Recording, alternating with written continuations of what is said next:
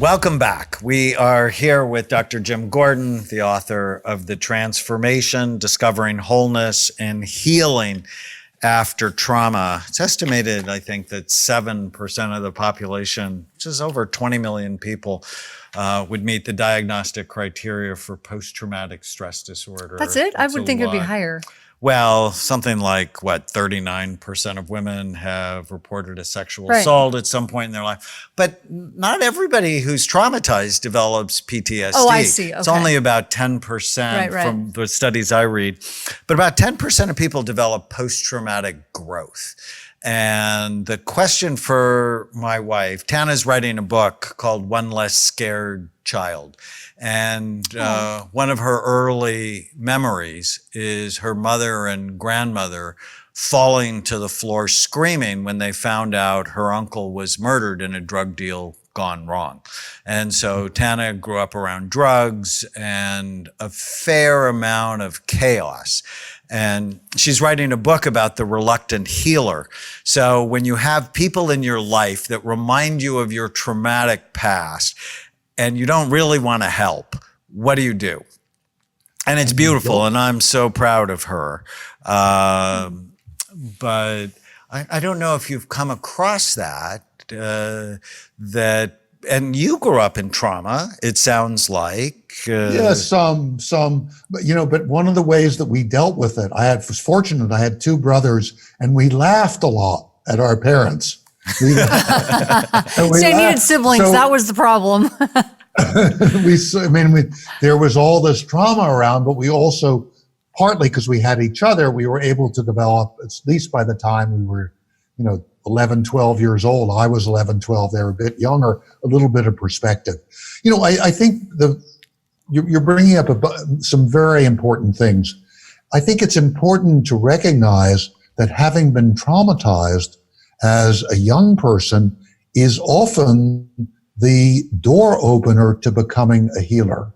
That in many, if not most, indigenous societies, the children who are selected to become healers are the ones who have suffered a life-threatening illness, or a psychosis, or a suicidal depression. They've come to the official healer in their society, and they've managed to come through this experience pretty much intact and with a certain kind of wisdom. And they're the ones who are selected to become the healers. So I think that's so interesting. It's not, it's not something that I would, visit on children to equip them. But it can be used. But it can be used. The other thing to just keep in mind is that in many societies, the rites of passage from adolescence to adulthood are themselves traumatic. Right. No question. To break the previous experience and to open children up to a new experience. It's almost like a hazing thing. Yeah. It's like teenage years. But you bring up a good point, because when I met Daniel, number one, that's a whole nother story. We won't get into that. But I did not see my past as being traumatic. I thought of it as garden variety dysfunctional, because I was used to it. It was my normal, right? So I didn't think of it as, you were the one who pointed out when you give me that look like psychiatrists do. And I said, no, I'm fine. And you pointed out that fine was just fouled up, insecure, neurotic, and emotional. It was then that I started going, wait, what? But I never thought of it as being traumatized per se, because I think I was doing what you said. I was choosing to just not really deal with it. But then I started to realize, wait, there are some unhealthy patterns here I don't want to pass on to my child. I don't want to be that kind of mom. So I started to deal with it. And it was sort of you pointing out to me, like, you're like, wait. And if somebody did what was done to you, to Chloe, that's our 16-year-old, how would you react? I'd have ripped their face off. I'd be in jail. So, yeah. So that's clear.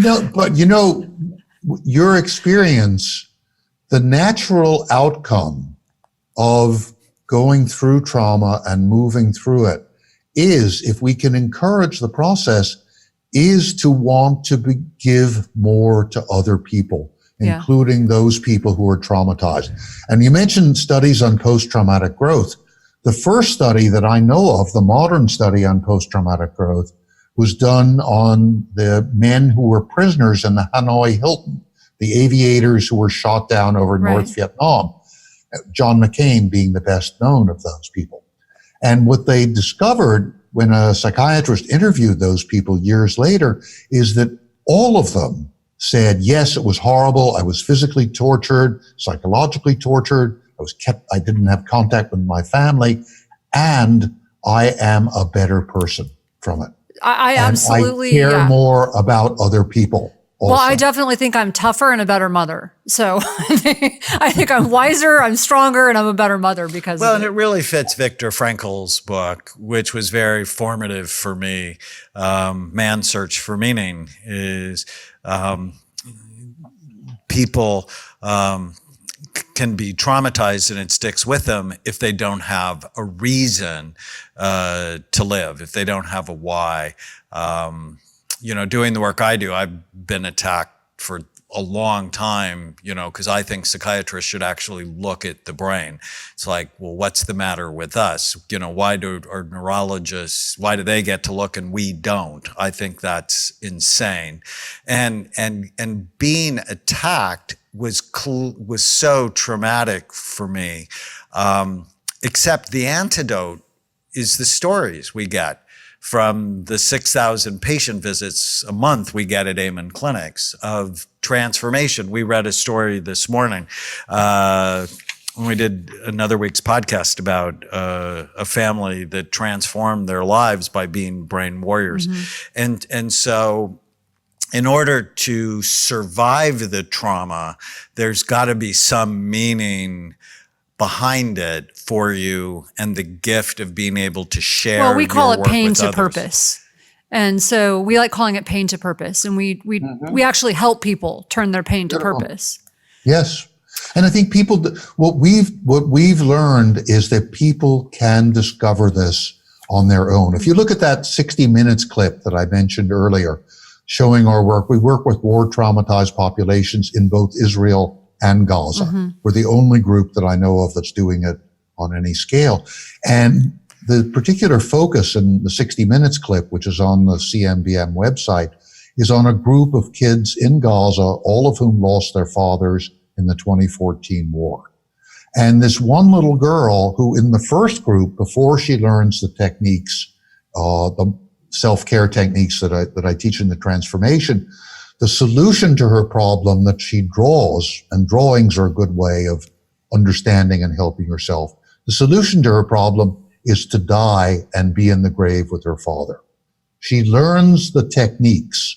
She uses guided imagery, shaking and dancing, soft belly breathing, drawings, written exercises, biofeedback that we described earlier.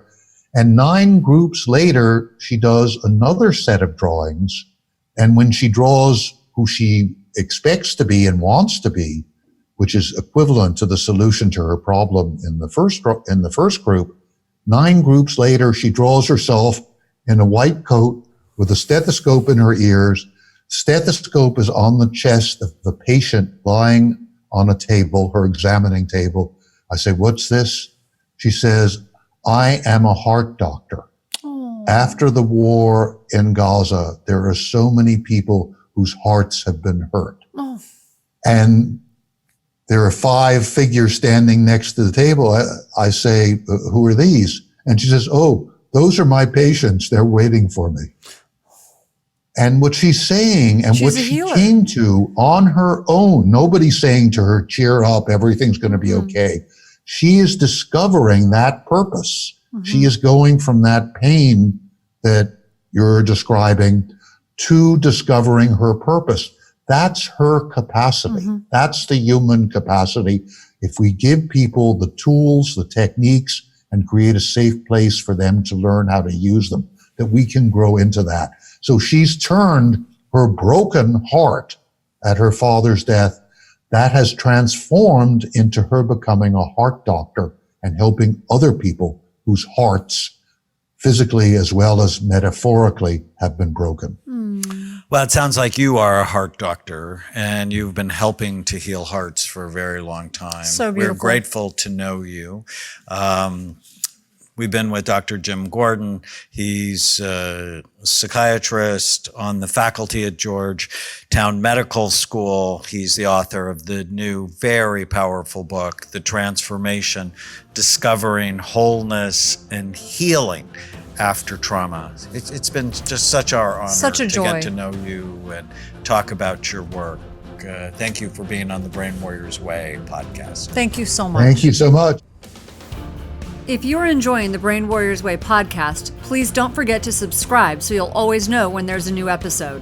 And while you're at it, feel free to give us a review or 5-star rating, as that helps others find the podcast. If you're considering coming to Amen Clinics or trying some of the brain healthy supplements from BrainMD, you can use the code podcast10 to get a 10% discount on a full evaluation at amenclinics.com or a 10% discount on all supplements at brainmdhealth.com.